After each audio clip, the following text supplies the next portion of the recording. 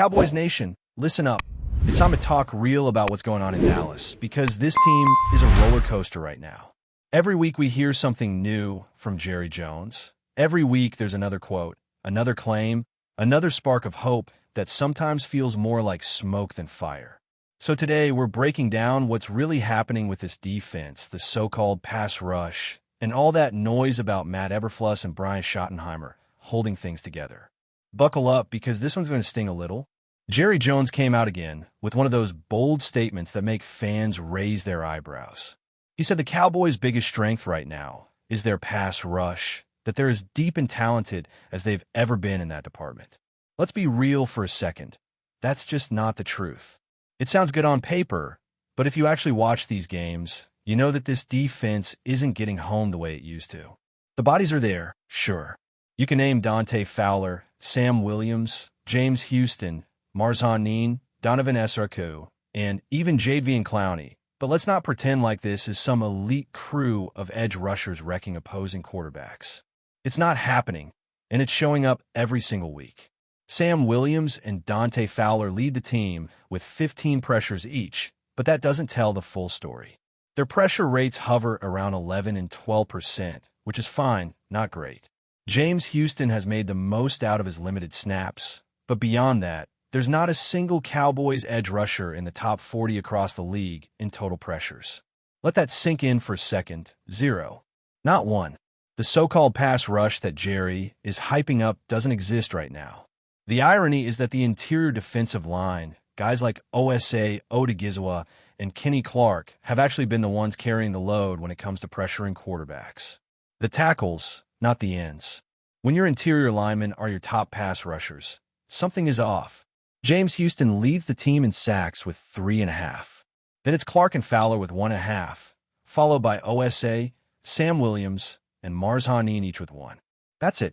That's your production. This is not a scary pass rush. It's a group filled with rotational guys, solid depth pieces, but no true number one threat that offensive lines have to game plan around. And that's the problem Jerry doesn't want to admit. You can have depth all you want, but without a difference maker up front, you're not changing games. You're just existing. Now, Jerry's not the type to take blame for anything, and if you've followed this team long enough, you already know that. Every time things go wrong, it's either the players or the coaches. It's never the man at the top, even though he's the one pulling all the strings, picking the coaches, building the roster, shaping the philosophy. His press conferences are masterclasses in deflection. It's always, we're close, or we just need to clean up a few little things. But the truth is, this defense has major issues, and pretending the pass rush is elite isn't fixing anything. Meanwhile, Brian Schottenheimer has been doing his best to calm things down, backing up defensive coordinator Matt Eberflus and saying all the right things in front of the cameras. He called Eberflus a damn good football coach, said they just need to execute better, and that he believes in what Matt is trying to do. That's all nice to hear, but words don't stop the bleeding. The defense keeps giving up big plays, missing tackles, and failing to get consistent pressure. Schottenheimer has reportedly been spending more time with the defensive unit this week, which says a lot. When the offensive coordinator starts dipping into defensive meetings, that's a clear sign that things aren't running smoothly. Now, let's talk about why this situation feels so tangled. When Schottenheimer was hired, the Cowboys didn't exactly go through a real process to find a defensive coordinator. The front office, and let's be honest, that means Jerry and Stephen Jones, handpicked Matt Eberflus before Schottenheimer was even fully in the chair. It was announced as if they were doing it together, but the truth is that decision came straight from the top. There was no search, no competition, no list of candidates. Just a phone call and a decision. And that's not new for Dallas. This front office has a history of forcing coordinators on their head coaches. They did it with Kellen Moore, they did it with Mike Zimmer, and now they've done it again. It's the Jones family way. Total control, zero accountability. Jerry even doubled down this week, saying about Eberflus, "That's who I want in the foxhole with me." He said the issues they're dealing with aren't major problems, just a lot of little things that need to be corrected. But that's about as close as we're ever going to get to him admitting that maybe, just maybe, the hire wasn't working out as planned. He'll never say it directly, because that would mean admitting a mistake. And if there's one thing Jerry Jones doesn't do, it's admit mistakes. All of this creates an environment where the Cowboys feel stuck. You have a defense that can't rush the passer, linebackers that look lost, and a front office pretending everything is fine. There's no urgency, no ownership of the problems. It's like everyone's waiting for someone else to fix it. The result? Week after week of frustration. You can feel it from the players, you can hear it from the fans, and yet the message from the top stays the same. We're close, we're right there. Now, there's a little bit of light on the horizon. DeMarvie and Overshown might be returning soon. Schottenheimer said they expect him back within the next week or two, maybe around the bye week, which would be a huge boost. This kid brings energy, speed, and instincts that the linebacker room desperately needs. Because let's face it, that group has been painful to watch. Some of those guys just aren't seeing the field clearly. The instincts aren't there, the reactions are late, and when you combine that with a weak pass rush, you're asking for trouble. Overshown might not be a savior, but at least he brings some hope and athleticism back to the middle of the field. I don't expect him to play before the bye, but I'd keep an eye on that Week 11 matchup against the Raiders. That could be the one. He's been working hard in rehab. He's itching to get back, and the coaches love his attitude. Still, it's important not to expect too much too soon. He's coming off another major knee injury, and you don't just jump back in NFL speed overnight. But if he's anything close to the player we saw before he got hurt, he's going to help. And speaking of help, the Cowboys might finally be getting some reinforcements elsewhere too. Jerry and Schottenheimer both hinted that CeeDee Lamb, Cavani Turpin, and Tyler Booker could all return soon. That would be massive. Having Lamb back would completely change the passing game again. George Pickens has done an admirable job filling in, but pairing him with Lamb gives Dak Prescott that true 1-2 punch that defenses hate to deal with. Turpin's speed adds another element to the offense, and Booker coming back on the offensive line would help stabilize a unit that's been shaky in the run game. If those guys can practice even in a limited way this week, there's a real chance they suit up. But if they can't get on the field by Thursday, it's probably safe to assume they'll sit another week. Either way, getting that trio back will make a world of difference. So Cowboys fans, the question remains, what do we make of this team right now? Jerry's saying the pass rush is great. The numbers say otherwise. The coaches are preaching belief and unity. The fans are tired of hearing talk without seeing action. Somewhere in the middle is the truth. This roster has talent, no doubt about that. But the issues are deeper than a few missed tackles or a couple of blown assignments. It's about leadership, accountability, and the willingness to face reality, something the Cowboys front office still struggles with after all these years. Now let's keep it rolling, because there's a lot more to unpack about what's going on with this team beyond the headlines and press conferences. The Cowboys are sitting in that frustrating middle ground again, talented enough to compete, but inconsistent enough to drive you crazy. And when you start digging into why, you realize it's not just about players or play calling. It's about culture. It's about the way this organization operates from the top down and how that trickles onto the field week after week. Jerry Jones has always wanted control. He wants the credit when things go well, and he wants to stay as far away as possible from the blame when they don't. That's been the story of this franchise for decades now. He's not just the owner. He's the general manager, the face, the voice, the spokesperson.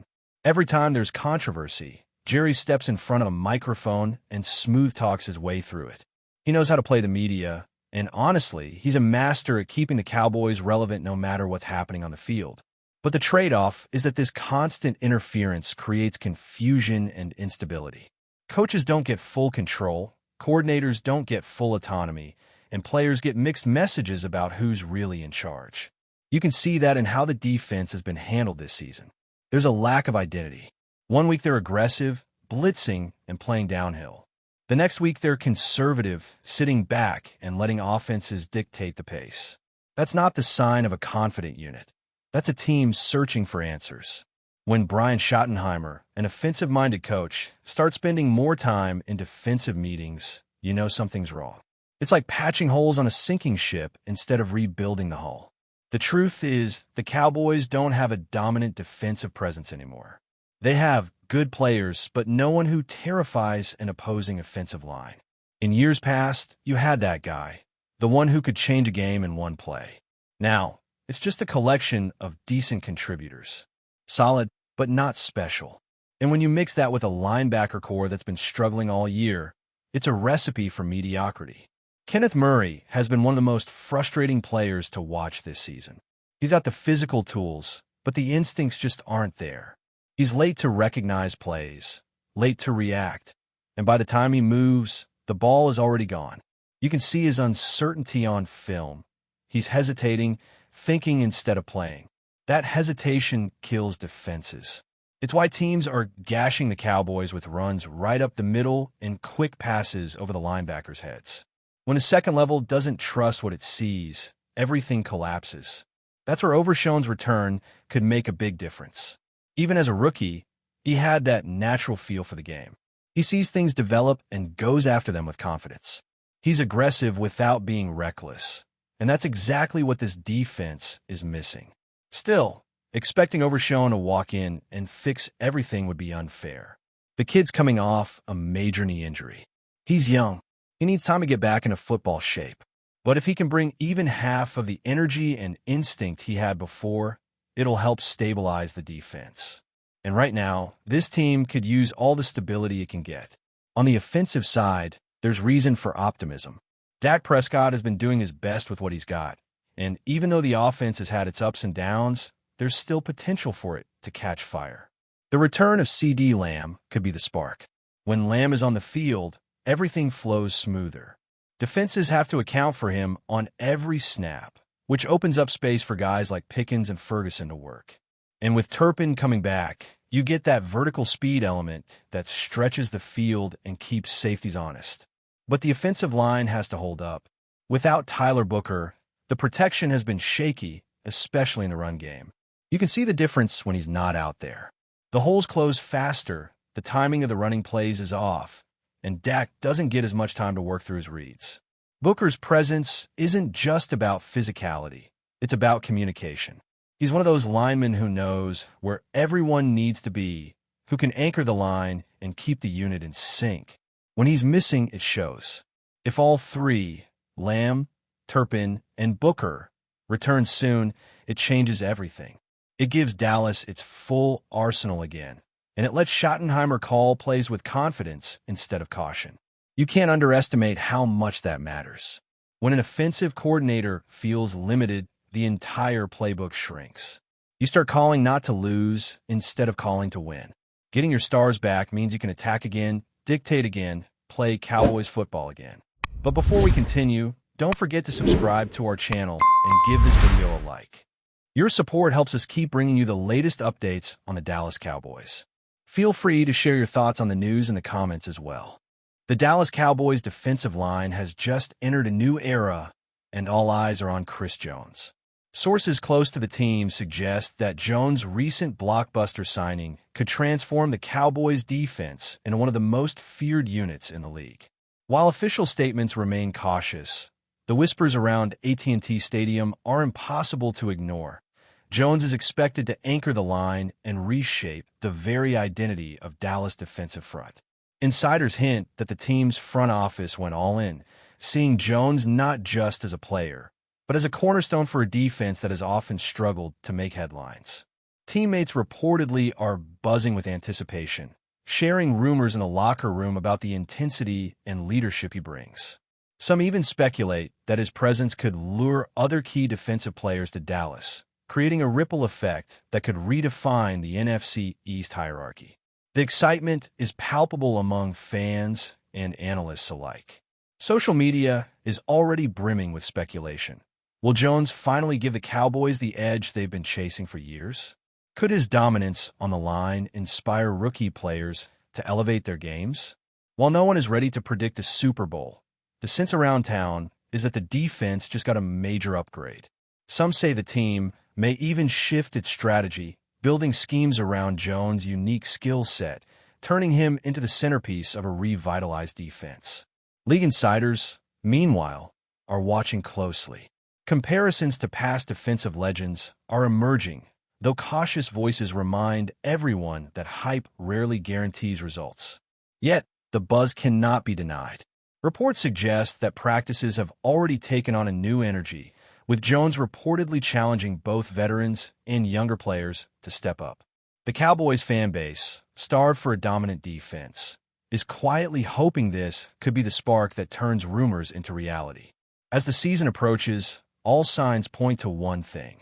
Chris Jones may not just lead the Dallas Cowboys defensive line. He could define it.